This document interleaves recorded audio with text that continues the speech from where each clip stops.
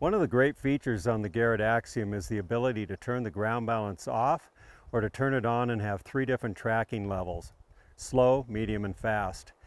Normally I want to use fixed or manual ground balance, but if you get into ground where it's variable and you have a lot of hot rocks, using the tracking can be very beneficial.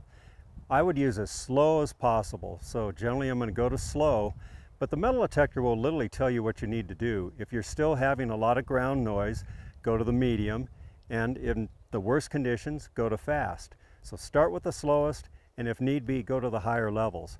Tracking can give you reduced depth, and it may possibly tune out the smallest targets if you tend to hover over them too much. So when you're using tracking, do use a wide sweep speed so as to not track out any targets.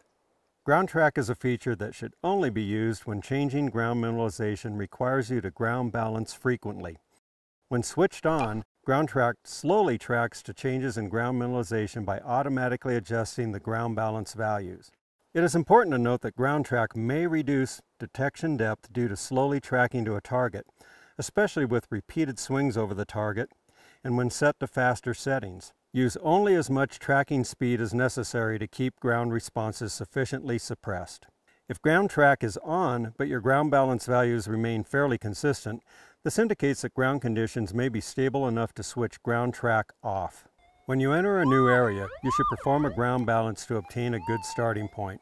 When ground tracking is off, ground balance values remain fixed at their current values. This is the default setting.